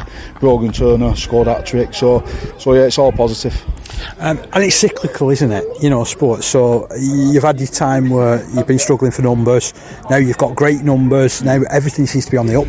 Yeah, definitely. I mean, it all. But if you can get numbers training all the time and not changing the 17 too much week in, week out. If you can work with like a core group of 24, 25 players, I think that's the method for success in these leagues. If you're chopping and changing, using upwards of 40 players, then, which we have done in the past, then you're going to do it tough. But I think if you can work with like a nucleus that's 24, 25 players, that's good, and we've got that now. I really enjoyed with how your spine players all linked together today as well. Yeah, 1, 6, 7, 9, and to be fair, it's pretty similar all season. 1, 6, 7, 9, 13. They've not changed much through the season. Obviously, Connor, England Community, he's international. We've got Jacob Dugdale at 9, who's played Super League. Danny Cassidy, Adam Holt, Danny Fallon. So you've got some quality in there, and obviously you've got good lads around them as well, which is what we've not had before, and we've got that now, and it's great to see. It must be nice after a couple of years to be able to start looking further, you know, on into a season rather than thinking, will we make the playoffs? Don't get me wrong, I know you're not getting carried away, but you're looking in a strong position so far. No, you can't get carried away. We're in a strong position. Yeah, I think we're joint top at league, depending on who I think Shawcross have won today. But it's like you say, you've got to stay grounded. You've just got to look at the next game. We'll look at Dewsbury Celtic, and we'll treat them no differently. We've treated Pilks today. Same the week after against Shawcross. 2 tough games coming up, but we're more than capable of beating them teams. It's turning into another cracking division, this one. Yeah, definitely. I mean, you've only got to look at the league above. I mean, we played Lee Marners pre-season, beat them quite comfortably, beat Crossfields quite comfortably. So yeah, I think probably still needs a couple of years before they're actually ironed out these leagues were after COVID, but I think it's a tough division. It's always been a tough division. I mean, we've been in it for the last 8 years, so it just proves how tough it is, but hopefully this year we can get out of it. 13 Pro-Am Community Rugby League Show, discussing the greatest game at all grassroots levels.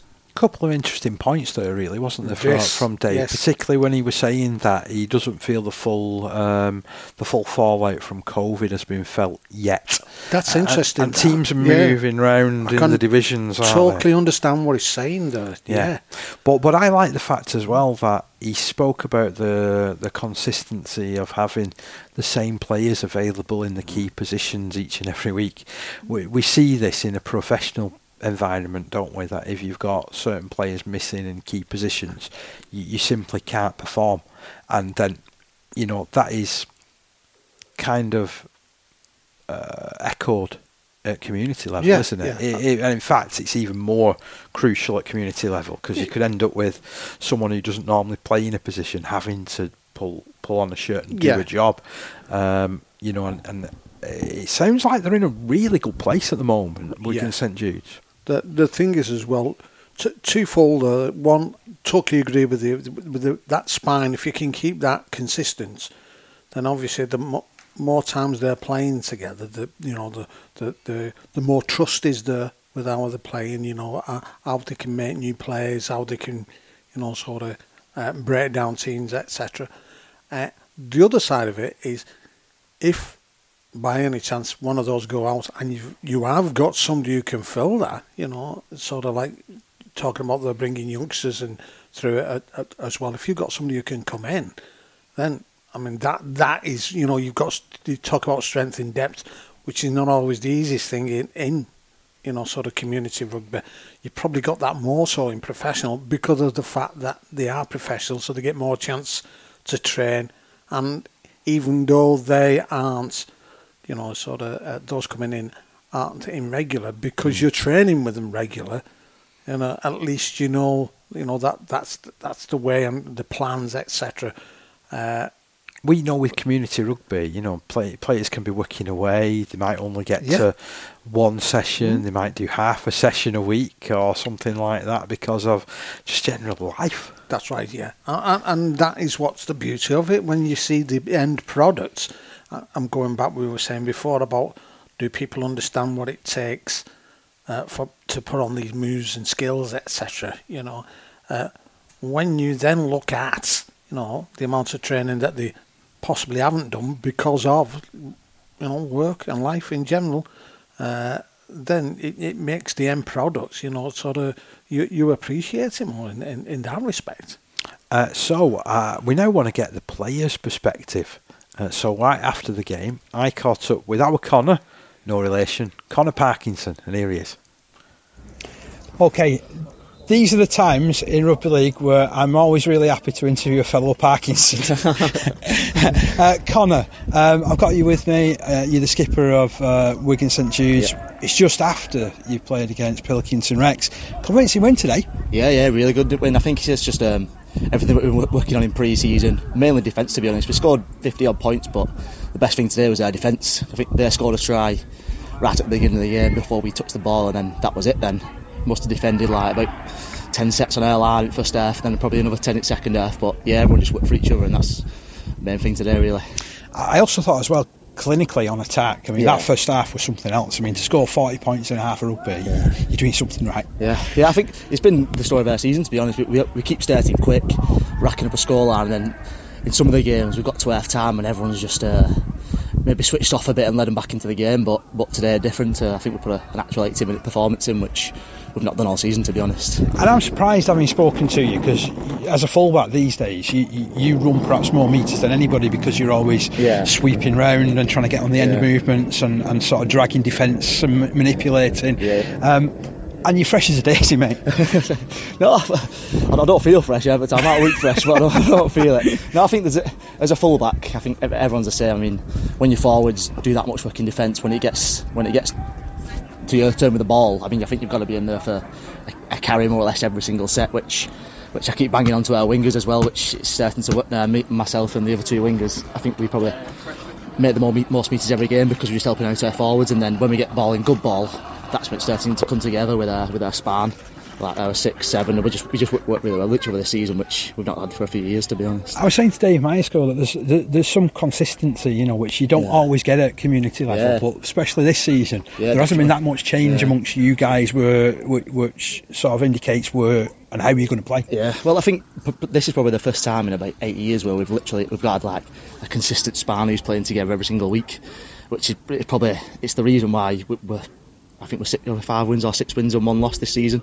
Probably our best start to a season, because we've got that same core group every single week, and lads aren't filling in for no reason basically. But and as well, from a club point of view, there's lots of players training as well, isn't there? It's strong numbers. Again, we can't say that for every single club, right up and down every league, can we? But I get the feeling that you're on the cusp of starting something really good at St Judes. Yeah, I think so as well. We've still got a really young side, to be honest. Obviously, I'm 26 and I'm like one of the senior players now. There's like a group. Stop it! You're aging me now, mate. I am. So I think there's only a couple of lads older than me, and everyone else is still young. So the more years they get in open airs, the better we're going to be, really. And what's it like when you're playing with some of these young guns and they're running in the tries, and you're thinking, hey, go on, lad. No, it's great when you see a young lad come from 18s and then just slot straight into the open edge. It's good to see. Yeah. Who have you got coming up next?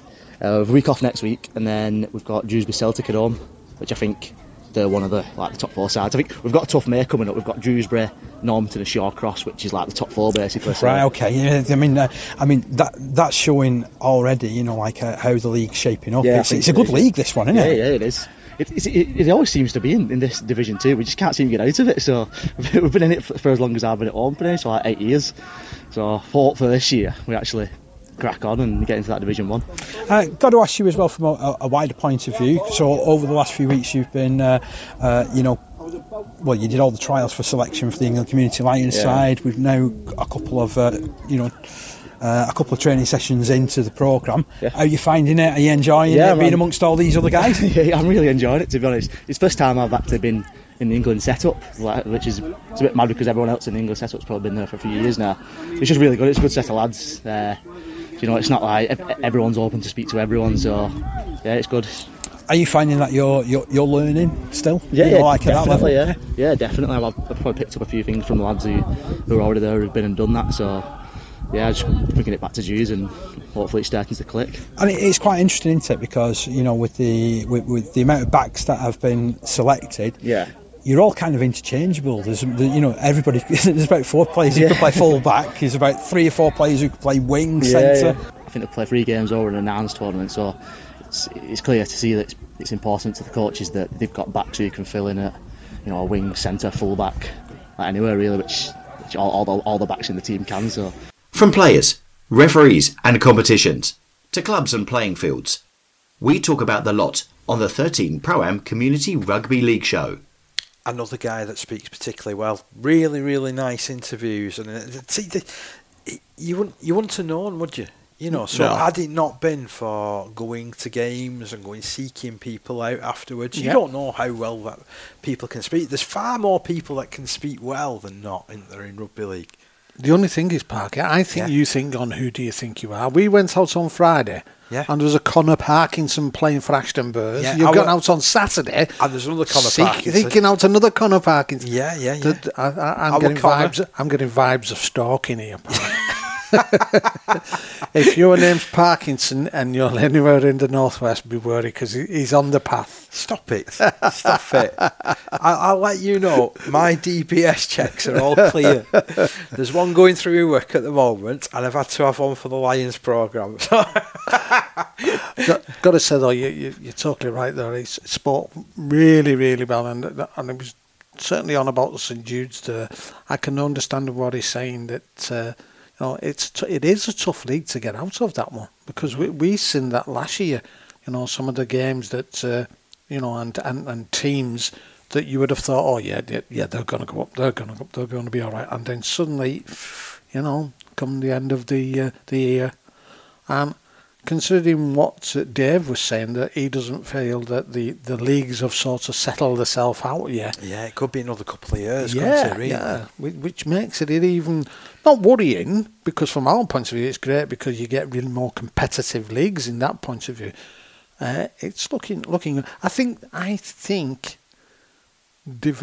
Certainly the tail end of the Prem is the one that has not settled down yet. I don't think. I think the others are thereabouts, but it's just something about it. I don't know, because you can more or less.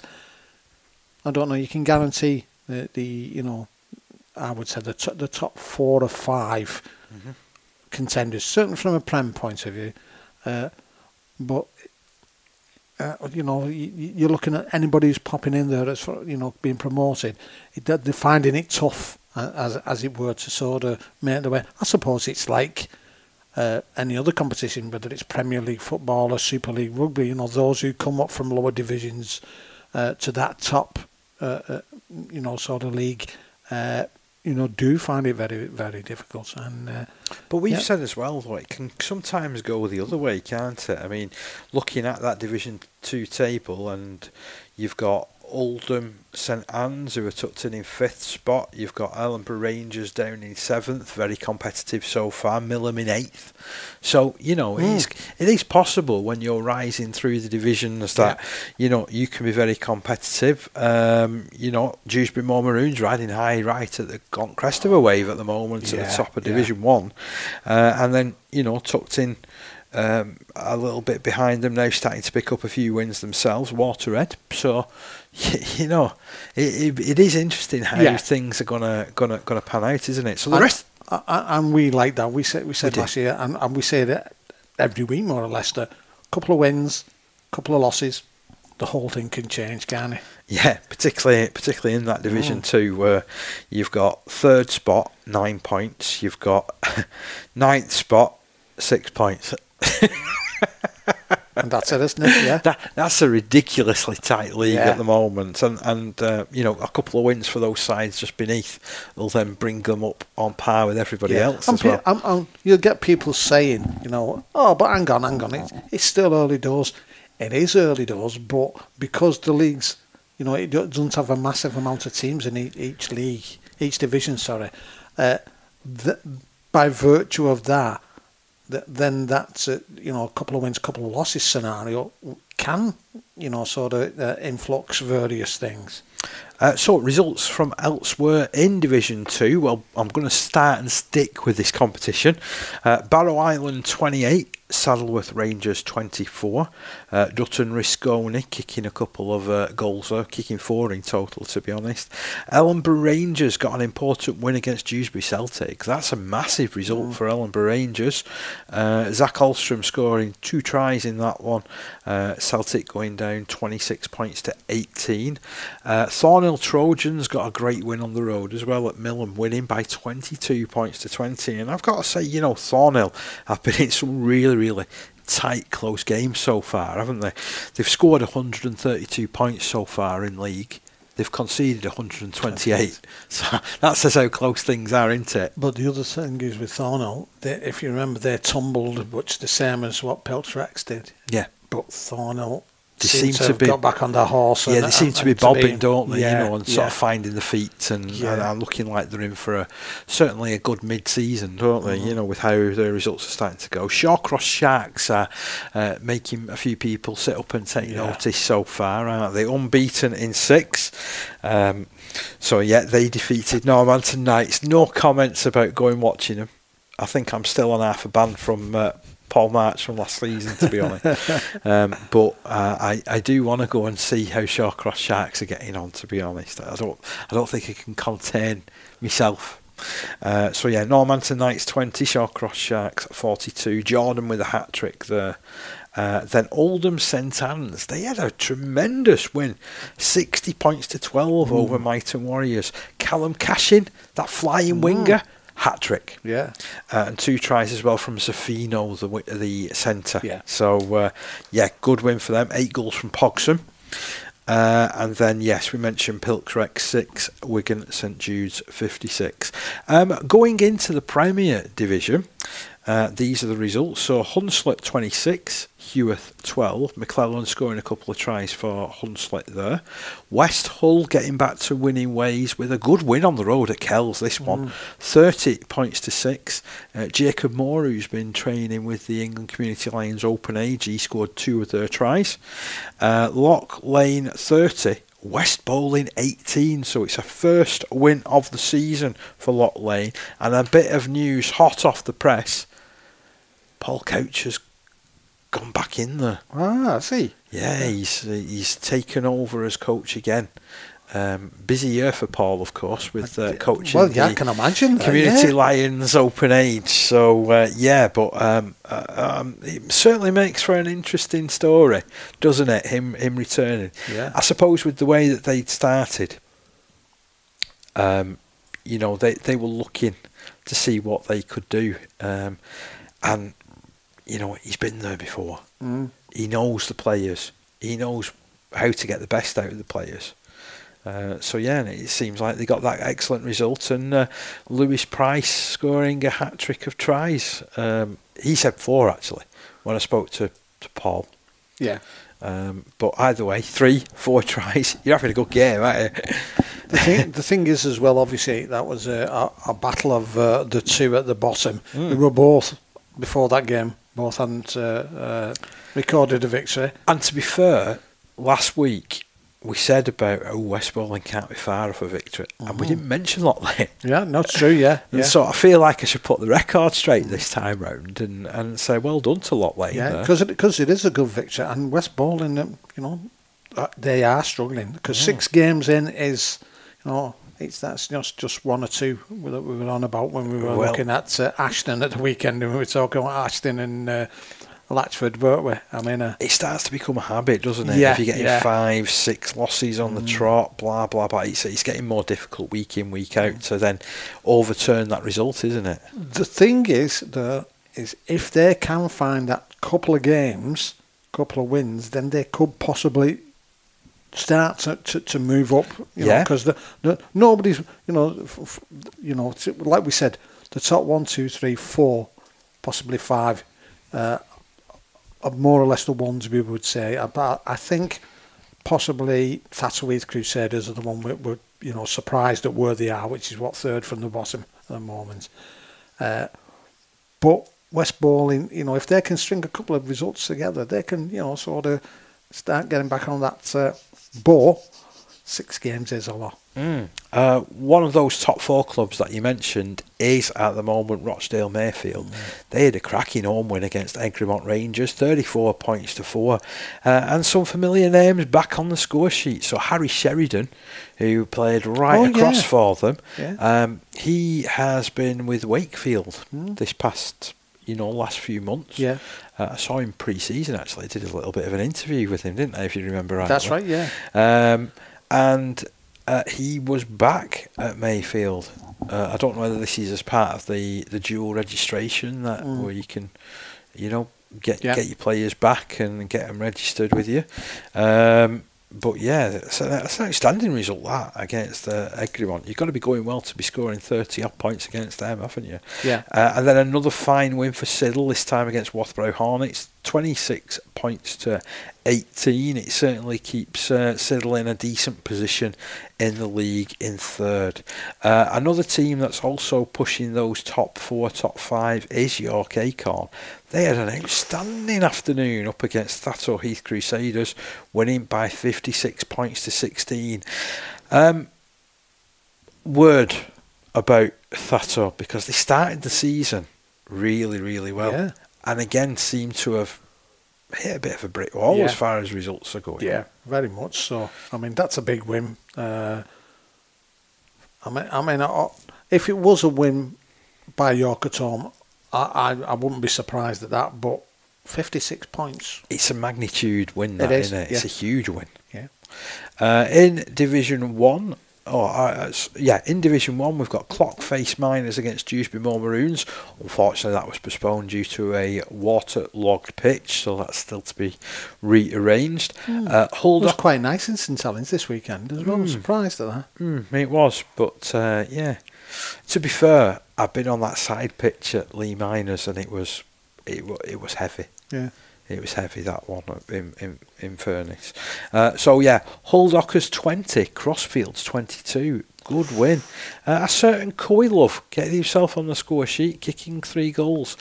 It's his lad. Yeah. It's his lad. But, good that we have these names popping up. That's again, right, isn't it? Then Alton Raiders 34, Waterhead Warriors 22.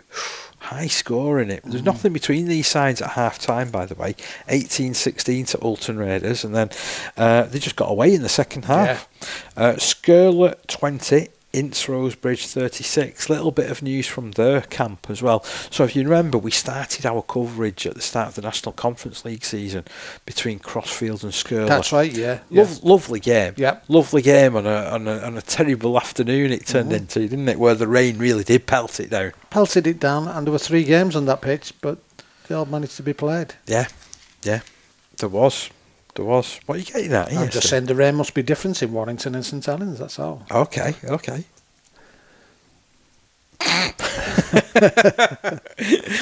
Come on, watch your news. So, so the news there is that, Skirler have been coached for a number of years by Lee Roberts, who was previously involved in the England Community Lions programme, coached the under-23s previously with Paul Couch, and coached the under-16s with Tom Wood a couple of years ago. He's now stepped away from the role at Skirler after giving 8 years. 8 years seems to be cropping up an awful lot in this, because we've heard Connor before mention about 8 years being in the division, all of his open age career, and 8 years Lee's been over at Skirler, so big changes there. So it means that Steve Grannon, who we spoke to at the start of the year, that's right, he stepped up. Interview, didn't he? He stepped up into the head coach's role. Wasn't enough to oversee a victory. It was really close, this one, at half time against Ince Rosebridge. Skirler 10, Ince Rosebridge 16 at half time, but then in the second half Ince Rosebridge got their act together. Those Valentines yet again doing the damage. Robbie Valentine with 1 try, Peter Valentine with 2, and the 2 players kicking 2 goals apiece as well. So just showing off now, aren't they? And then another team that's going great guns is Wigan St Pats, they defeated Stanningley by 38 points to 18. Couple of tries there from Taylor, and even though Townend scored a couple of tries for Stanningley, it wasn't enough. It was quite a low score of this one at half time, just 12 points to 6. So that suggests that Wigan St Pats got on top second half and really did run away with it. Another side which ran away with it in the second half were Leigh Miners Rangers. They were over at Woolston Rovers, eventually winning by 34 points to 20. There was try doubles from Williamson and Pilkington. Got to say with Marco Williamson, he's found a rich try-scoring vein of form, hasn't he? I think it's now 4 games in the succession that he scored tries in. So fair play to him, and fair play to Leigh Miners Rangers for picking up their 4th win of the season. That just gives us Division 3 to quickly flash through. East Leeds getting away to another win at home, this time against Hensingham. This was a highly anticipated encounter because, we've spoken highly of Hensingham and the way they've got their act together this year with a very young squad. So East Leeds winning 28 points to 18 with a try there from a certain Andy Giacchesi, who I mentioned was on his way back. That's right, yeah. I think that's now 2 in 2 games for Andy. So well played, and well played to East Leeds, winning 28 points to 18. Miller Dalton scoring one of the 3 tries. He's an England Community Lions under-19s player for Hensingham. McGarry, the fleet of foot wingman who scored 11 tries last season, getting on the score sheet again. And your mate Wetherill kicking 3 goals. But it wasn't enough to overcome East Leeds on the day.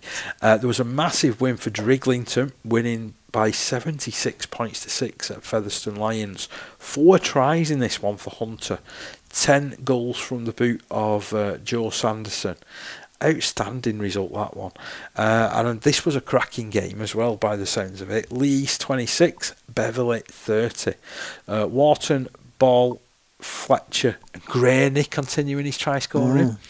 And Lee scoring tries for the East. Aspinall kicking 3 goals. For Beverley, a couple of tries from Wilson, Rowe, Hardy and Gallagher also going over. But the difference there was the goal kicking, and Josh Poskett kicking 5 out of 5 there. And then I talk about another close run thing. You have Seaton Rangers 12, Dissington 16. Wow, close. Dissington leading by 8 points to 0 at half time. That's moved them back top of the league, by the way, that win for Dissington. So it's now 5 from 6 for them. Tucked in just behind them, Driglington with 4 wins from 5. A massive 201 points scored in those 5 games. Hensingham are in 4th. East Leeds are in 5th, but unbeaten in their 5 games so far. So that's your results. That's the scoreboard done and dusted. What about the fixtures this coming weekend? A much reduced fixture list in the National Conference League for the reasons we mentioned before. It's a backlog weekend. So on Friday evening, we've got West Bowling taking on York Acorn. And then on Saturday in the Premier Division, York's going to be busy. Heworth against Kells.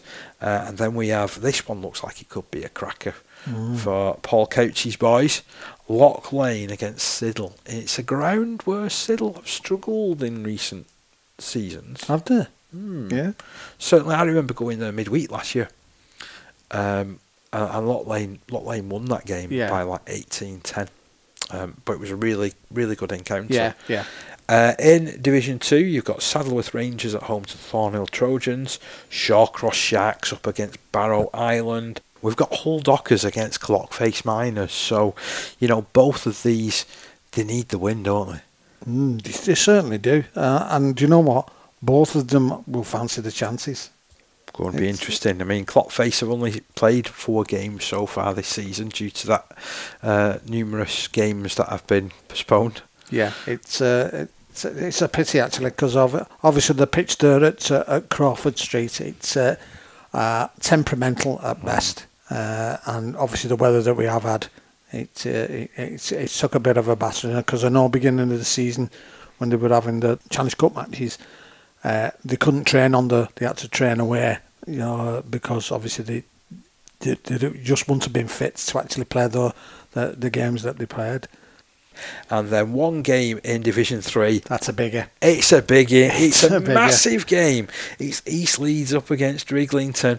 Oh, there's some bragging rights up there, isn't there? Yeah, because the thing is there, I mean, obviously East Leeds have got point deducted, but if you look at the fixtures, they are undefeated. You know, so whoever's above them, I mean, okay, you're above them, but it's you've got to be worried that these guys haven't lost a game. And we've said as well that winning's a habit as much as losing is. So we've already mentioned about West Bowling struggling in the Prem.